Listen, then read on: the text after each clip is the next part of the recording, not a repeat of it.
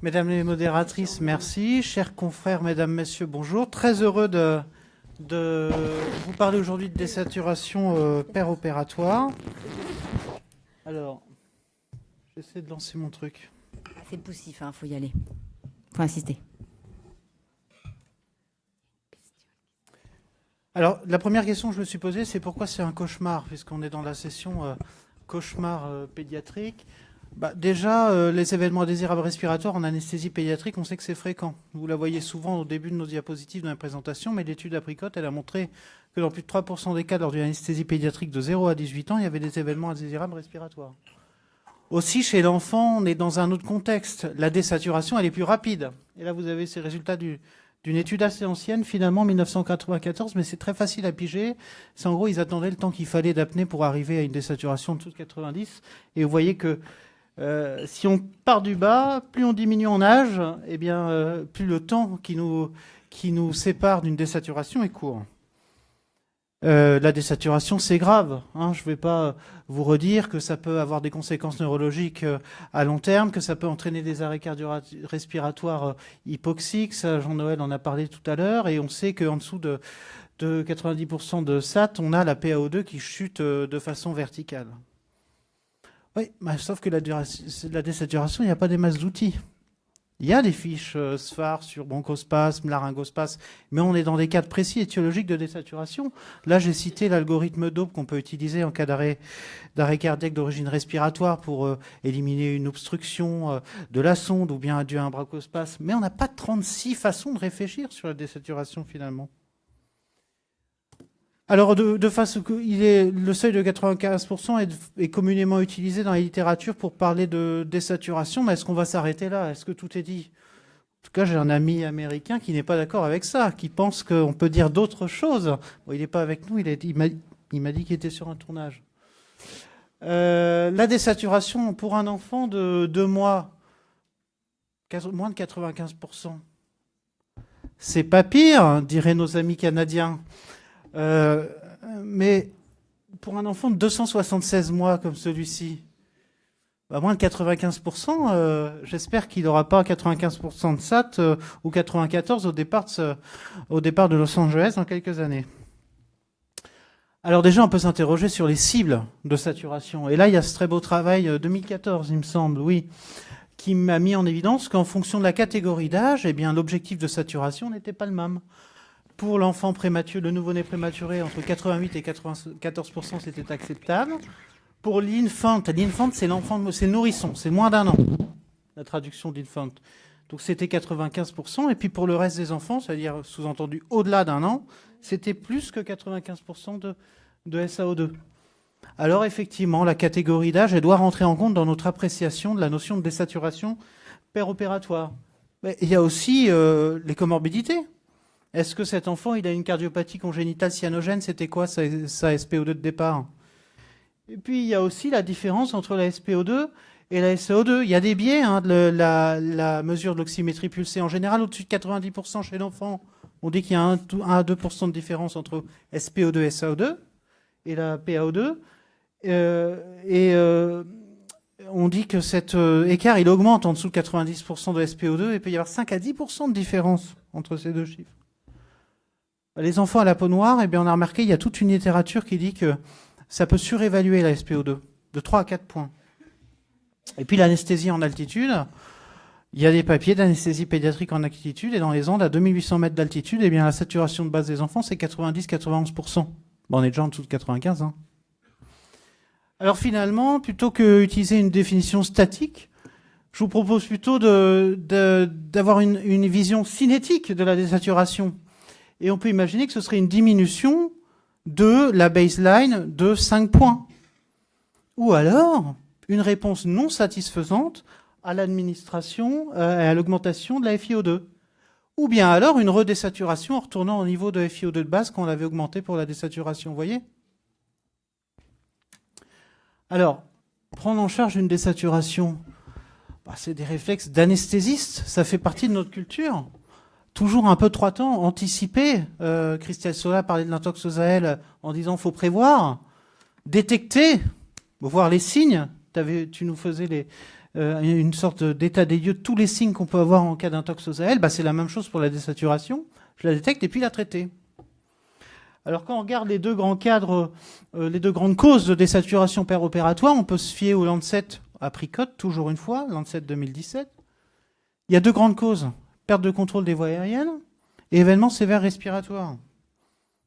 Une fois qu'on a dit ça, perte de contrôle des voies aériennes, eh bien, par exemple, il y a ce chiffre intéressant tiré des séries de la littérature, que oui, jusqu'à 6% des cas, il y a de l'intubation difficile chez l'enfant. Anticiper, eh bien, vous avez tout un tas d'outils pour anticiper. Je ne vais pas revenir sur chacun, et vous allez voir pourquoi. Je vais passer là-dessus. Il y a les signes cliniques, examiner l'enfant de face et de profil. Est-ce qu'il est syndromique? Si j'anticipe, est-ce que je prends du matériel de vidéolaryngoscopie à direct? Est-ce que je vais avoir des difficultés? Dans ce cas-là, je fais de l'oxygénation per intubation, par exemple avec l'oxygénothérapie nasale au débit. Détecter, bip, il y a une désaturation, j'appelle à l'aide. Et puis traiter.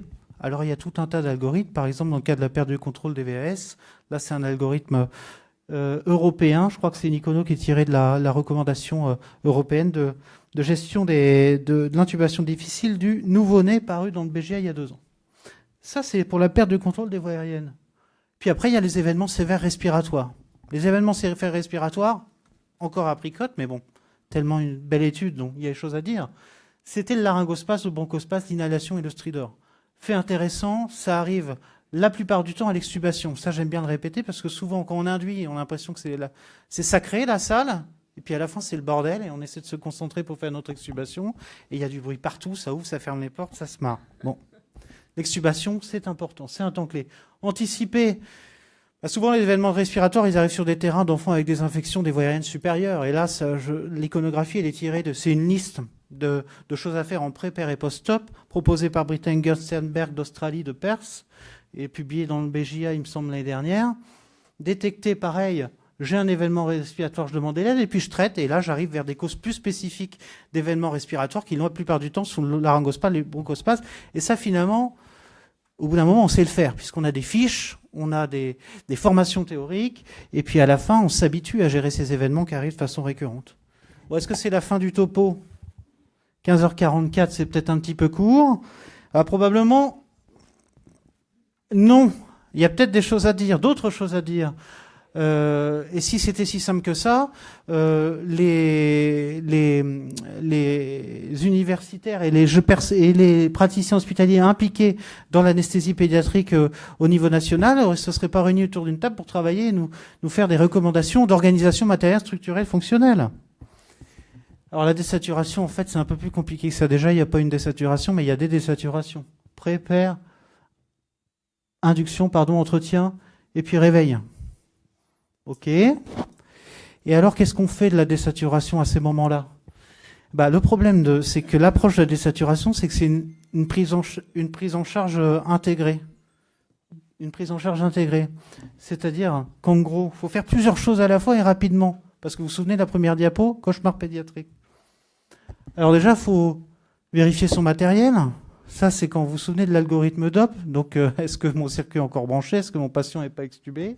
En même temps, il faut vérifier, et toujours, un des premiers réflexes en cas de désaturation, c'est de vérifier qu'il n'y a pas une cause hémodynamique, en fait. Donc, bien vérifier son matériel, reprendre une tension, palper le pouls, fémoral pour tous, huméral pour le nourrisson, carotidien pour les autres enfants.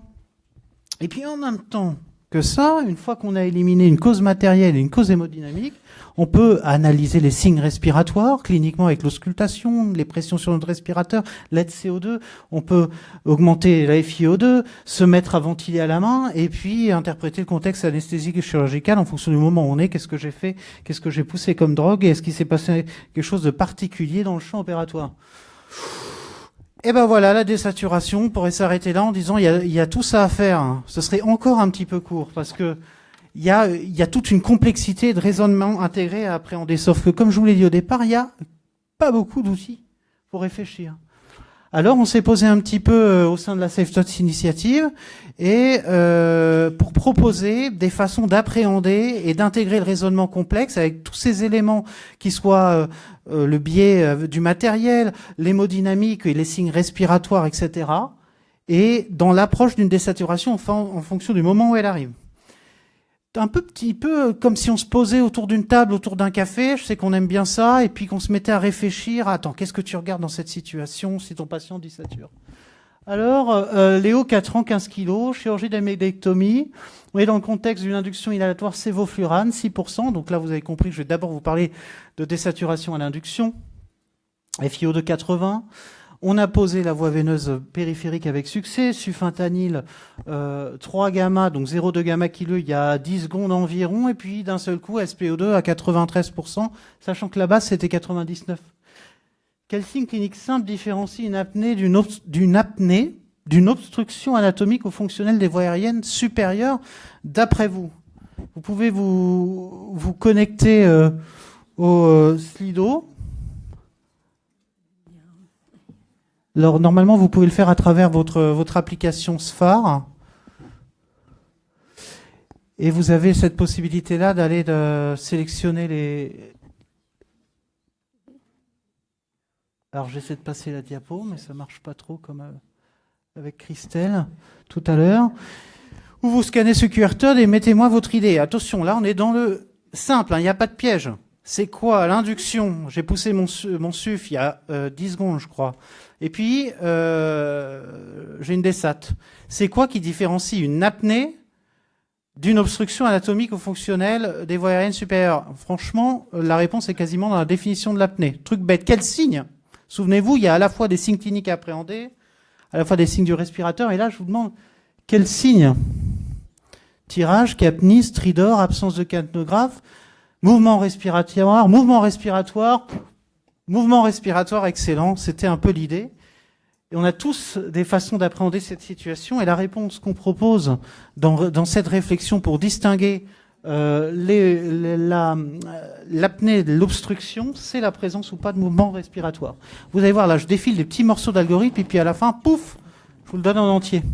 Et donc, première chose, c'est les mouvements respiratoires, l'interprétation dans le contexte d'induction permet de vous mettre sur la piste ou pas, soit d'une apnée, soit d'une obstruction fonctionnelle ou anatomique.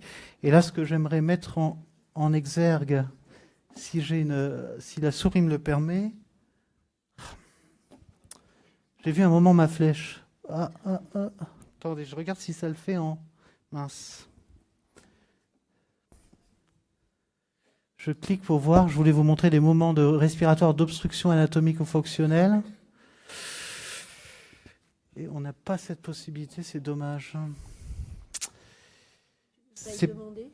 Le problème, c'est qu'on risque de perdre du temps. Ouais.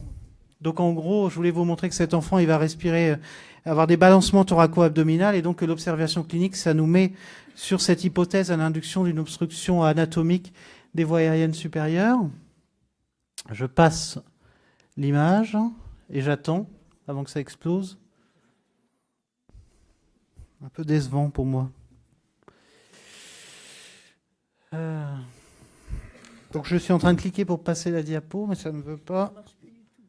J'ai fait péter le système. Je clique avec la souris, j'essaie de faire un truc à la fois parce que je ne sais pas si c'est Windows ou pas. Ça va désaturer là, fais gaffe. Non, mais c'est problématique parce que j'arrive plus à avancer dans le diaporama. Je sais pas si. Excusez-moi, au fond. Il y a une régie là-dedans. Est-ce que vous pouvez. La régie, est-ce que ça serait possible de.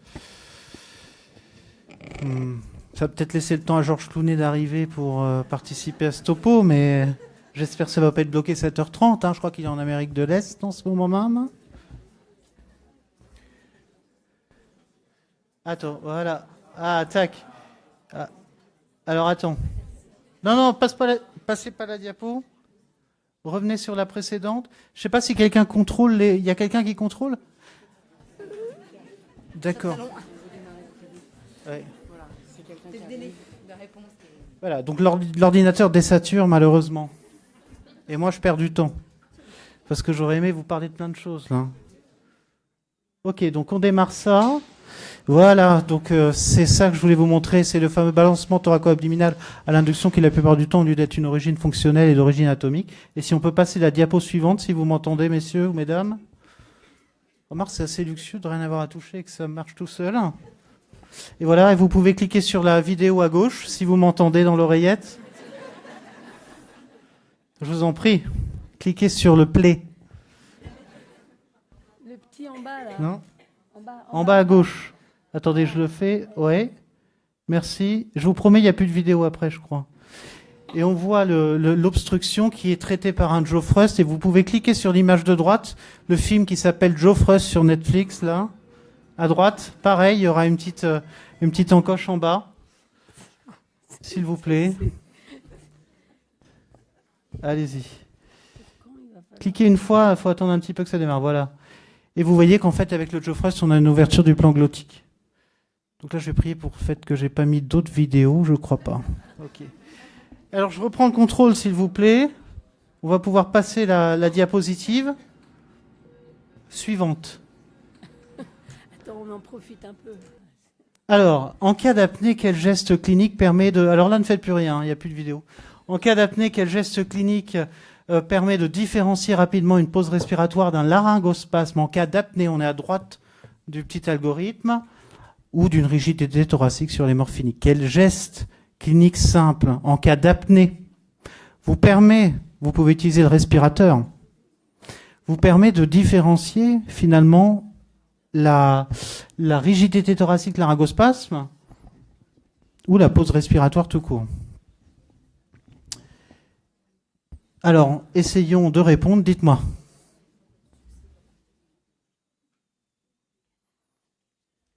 Exposition, tac, tac, tac. Ventilation manuelle, nickel. Ventiler au ballon, c'est bon, on y est.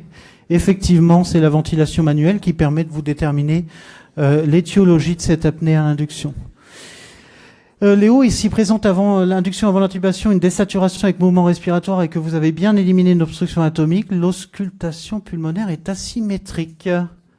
Avant l'intubation, auscultation pulmonaire asymétrique, quelles sont vos hypothèses?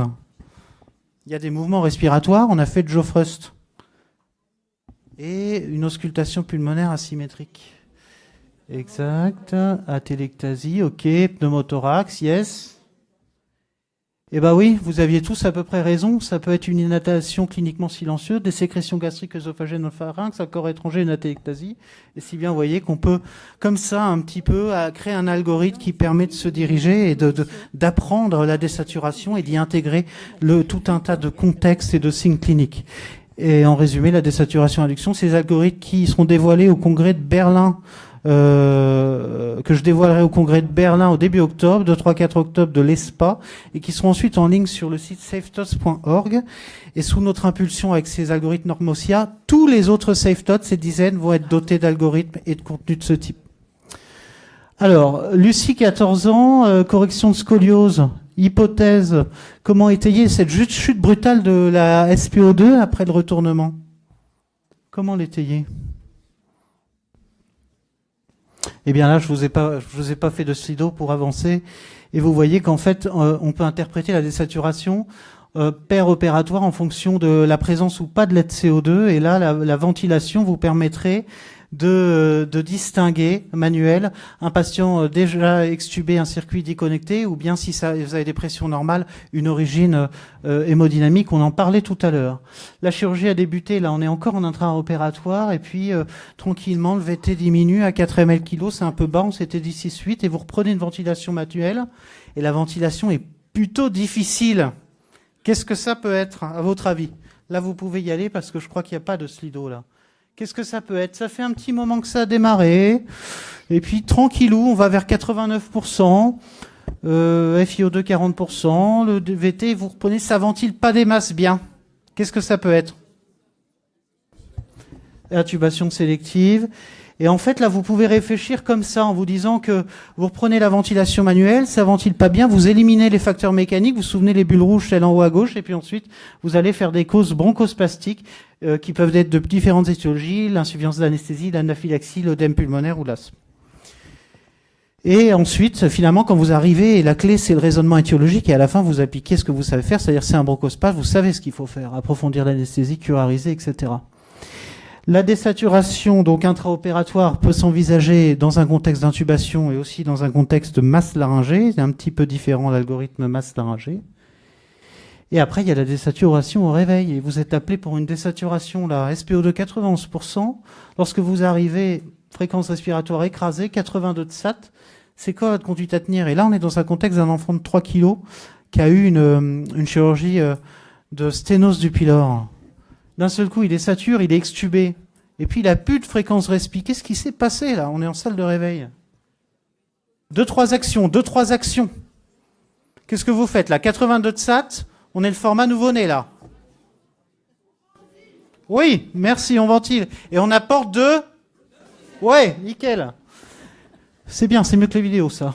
Et donc, en gros, effectivement, vous avez, et c'est décrit dans cet algorithme du réveil, la nécessité de faire de l'oxygène pour rapidement apporter l'oxygène manquant. On est à 82 SAT et ensuite éliminer une obstruction et ventiler à la main.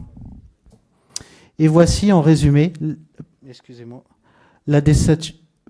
Et voici en résumé toute cette réflexion autour de la désaturation au réveil. Et vous voyez qu'en fonction de la possibilité ou pas de ventiler à la main, du caractère symétrique ou asymétrique de l'auscultation pulmonaire, on est capable comme ça, avec un outil algorithmique, de balayer les éléments de biais, l'histoire d'anomalie hémodynamique qu'on élimine d'emblée. Attention, signe de gravité, si désaturation et bradycardie, signe d'alarme.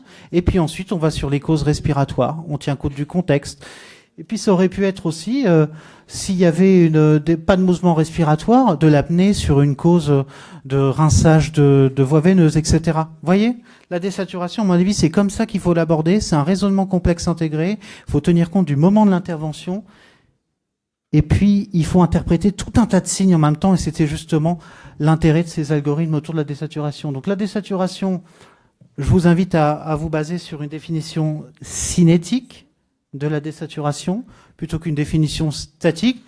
Vous avez vu ce grand garçon de 273 mois ou 23 ans, c'est comme vous voulez. C'est vrai qu'on est un peu biaisé, nous, en anesthésie pédiatrique. Moi, je réfléchis qu'en moi. Je déconne. Donc, 2 causes évidentes. Perte de contrôle des voies aériennes, événement respiratoire, mais j'ai pas passé 10 ans là-dessus, vous avez vu. Si c'est pour arriver à vous dire qu'il faut faire du salbutamol en pré-op, on le redira tout à l'heure. 16h30 Amphi Bordeaux, on se retrouve.